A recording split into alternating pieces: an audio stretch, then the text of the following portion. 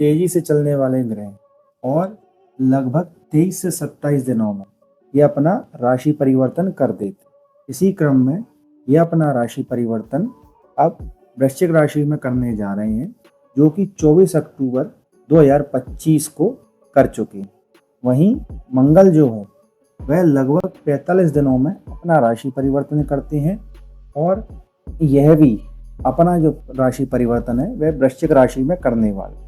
बुध और मंगल परस्पर एक दूसरे के विरोधी ग्रह और यह जो गोचर है वह ज्योतिषीय दृष्टिकोण से शुभ नहीं माना जाता, क्योंकि बुध जो है वो आपके बुद्धि के और वाणी के कारक कहलाए जाते हैं। वहीं मंगल जो है वो आक्रामकता के कारण कहलाए जाते हैं। आपको इस गोचर काल में अपने वाणी पर और अपनी बुद्धि पर नियंत्रण रखना चाहिए और ऐसे कम से कम शब्दों का इस्तेमाल करना चाहिए जो आपके लड़ाई या झगड़े का कारण ना बने। तो चलिए शुरू करते हैं विभिन्न राशियों पर यह जो गोचर है उसका क्या प्रभाव रहेगा। लेकिन उसके पहले यदि आपको यह वीडियो पसंद आए इसको लाइक करें और अपने चित परिचित लोगों को यह वीडियो शेयर जरूर करें, क्योंकि आपके एक शेयर से हो सकता है कि उनका आप बहुत कुछ भला कर सकें। और मेरे इस चैनल को सब्सक्राइब जरूर करें, क्योंकि यदि आप यह वीडियो देख रहे हैं तो आप ज्योतिष में कहीं ना कहीं रुचि रखती हैं और मैं यहाँ पर ज्योतिष से, अंक शास्त्र से और वास्तुशास्त्र से रिलेटेड वीडियो लाता रहता हूँ, जो आपका कुछ ना कुछ सहयोग जरूर कर सकते हैं। यदि आप मुझसे कुंडली एनालिसिस कराना चाहते हैं आप मुझे डीएम कर सकते हैं। आप अपनी कुंडली बनवाना भी चाहते हैं तो भी आप मुझे अपनी बर्थ डिटेल्स सेंड कर मुझे डीएम कर सकते हैं। तो चलिए अब बात करते हैं विभिन्न लग्नों पर यह जो गोचर है उसका क्या प्रभाव होने वाला है। सबसे पहले बात करेंगे मेष राशि वाले। बुध जो है वो इनके द्वितीय भाव के और षष्ठम भाव के स्वामी और इस गोचर काल में बुध इनके अष्टम भाव में गोचर करेंगे। वहीं मंगल जो है वो इनके लग्न के और इनके अष्टम भाव के स्वामी हैं, जो इनके स्वयं अष्टम भाव में ही गोचर करने जा रहे हैं। हालांकि राशि स्वामी का अपनी राशि में बैठना कहीं ना कहीं यह शुभ योग माना जाता है, लेकिन गोचर काल में इस चीज को शुभ नहीं माना जाता है। बुध का अष्टम भाव में आना आपको अचानक लाभ दिला सकता है, लेकिन उस लाभ के लिए आपको यह देखने में आएगा कि आपको कठिन परिश्रम करना पड़ रहा है। कठिन परिश्रम के बाद ही आपको सफलता मिले। मंगल का जो गोचर है ज्योतिषीय दृष्टिकोण से शुभ माना जाता है, लेकिन गोचर शास्त्र के अनुसार यह जो गोचर है वो शुभ नहीं माना जाता, क्योंकि अष्टमेश का अष्टम भाव में आना यह गोचर शास्त्र में अशुभ माना जाता है। और इसी कारण से मेष लग्न वाले जातकों को शरीर में चोट लगना, शारीरिक कष्ट होना और ऐसे जातकों की पाचन शक्ति कमजोर हो सकती है। आपको सलाह दी जाती है अपने खान पान का विशेष ध्यान रखें और अपनी वाणी पर नियंत्रण रखें। बात करें उपाय की तो गणेश जी की पूजा अर्चना और किसी भी मंदिर में चने की दाल का दान आपके लिए हितकर रहेगा। अब बात करें वृषभ लग्न वालों की। वृषभ लग्न वालों के लिए बुध जो है वो इनके द्वितीय भाव के और पंचम भाव के स्वामी, वहीं मंगल जो है वो इनके सप्तम भाव के और द्वादश भाव के स्वामी। और इस गोचर काल में बुध और मंगल दोनों ही इनके सप्तम भाव में गोचर करेंगे। बुध आपके गोचर कर चुके हैं और मंगल आपके गोचर करेंगे। इस गोचर काल में आपके पारिवारिक जीवन पर प्रभाव पड़ेगा।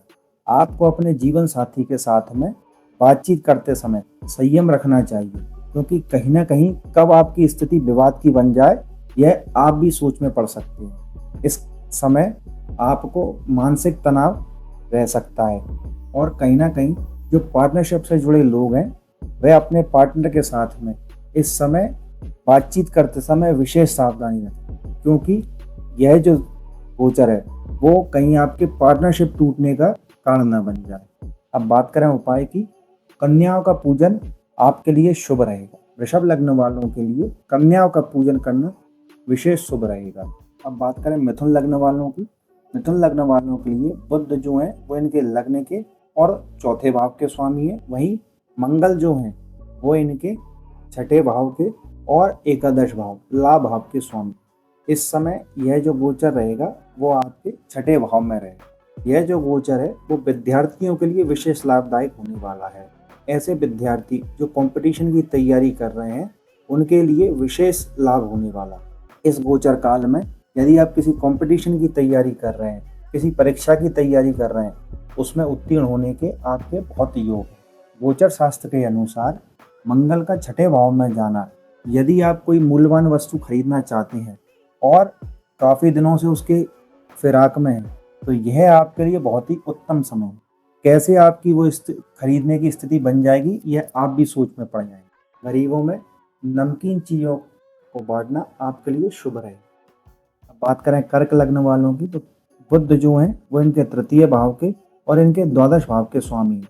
वहीं मंगल जो हैं वो इनके पंचम भाव के और दशम भाव के स्वामी हैं। और यह जो गोचर है वे आपके पंचम भाव में होने जा रहे हैं। बुध का और मंगल का पंचम भाव में होना यह कहीं ना कहीं आपको संतान से संबंधित परेशानी दे सकता है। संतान से संबंधित छोटी मोटी परेशानियां इस समय आपके साथ में रह सकती हैं। वहीं गोचर शास्त्र के अनुसार मंगल जो है वो आपको मानसिक अशांति दे सकता है पंचम भाव में रहने के कारण से। लेकिन बृहस्पति देव की पंचम दृष्टि इस समय आपके पंचम भाव में पड़ रही है, जो कि आपको मिलने वाली बड़े परेशानियों से कहीं ना कहीं राहत दे सकती है। यह समय है कि आपको नकारात्मक ऊर्जा से बचना चाहिए और सकारात्मक ऊर्जा की ओर आपके कदम बढ़ाने चाहिए। साथ ही साथ आपको होने वाला अनियमित खर्च से इस समय बचने की सलाह दी जाती है। अब बात करें उपाय की, नियमित रूप से गाय की सेवा आपके लिए फलदायी साबित हो। सिंह लग्न वालों के लिए बुध जो हैं वह इनके लाभ भाव में और धन भाव के स्वामी हैं। वहीं मंगल जो हैं वो इनके चतुर्थ के और भाग्य भाव के स्वामी हैं। और यह जो गोचर है वह इनके चतुर्थ भाव में होने जा रहा है। लाभ और भाग्य भाव के स्वामी का चतुर्थ भाव में जाना कहीं ना कहीं शुभ परिणाम रहता है। यह आपको आय के नए अवसर प्रदान करेगा। और यदि आप कुछ प्रॉपर्टी खरीदना चाहते हैं तो वह आपके लिए बहुत ही उत्तम रहेगा। वहीं मंगल का चतुर्थ भाव में जाना यह आपको लोगों की संगति से बचने की सलाह दी जाती है।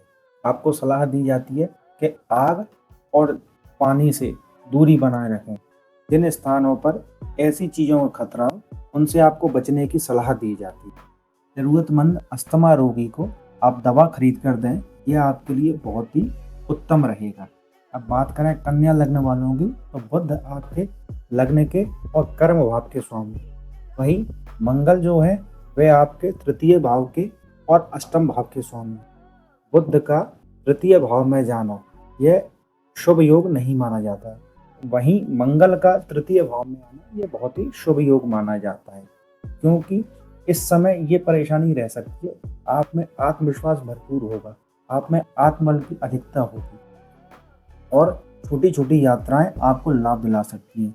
लेकिन आपको सलाह दी जाती है आपको ओवर कॉन्फिडेंस से बचना चाहिए और काम के सिलसिले में आप छोटी छोटी यात्राएं भी कर सकते हैं। बात करें उपाय की, तो आपके लिए उपाय है कि चिड़ियों को दाना डालना आपके लिए सकारात्मक परिणाम दिलाएगा। बात करें तुला लग्न वालों की, तो तुला लग्न वालों के लिए बुध जो हैं वो इनके भाग्य भाव के और द्वादश भाव के स्वामी हैं। वहीं मंगल जो हैं वो इनके द्वितीय भाव के और सप्तम भाव के स्वामी। तो बुध के दृष्टिकोण से यदि देखा जाए तो बुद्धि और वाणी के ग्रह का आपकी वाणी के घर में आना यह आपको शुभ संकेत देता है।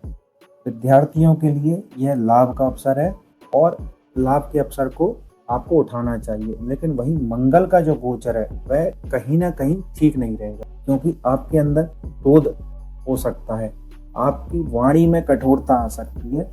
इस कारण से आपके स्वजनों से रिश्ते खराब होंगे और खास करके सरकारी नौकरी वालों को यह सलाह दी जाती है इस समय अपनी वाणी पर नियंत्रण रखें, क्योंकि आपकी वाणी के कारण आपके झगड़े होने का योग बन रहा है। बात करें उपाय की, तो मांस मदिरा से आपको दूर रहना चाहिए, अपने आप को शुद्ध और सात्विक रखना चाहिए। साथ ही साथ हनुमान चालीसा का पाठ इस समय आपको विशेष लाभ दिलाए। अब बात करें वृश्चिक लग्न वाले, बुध जो है वो आपके अष्टम भाव के और लाभ भाव के स्वामी हैं।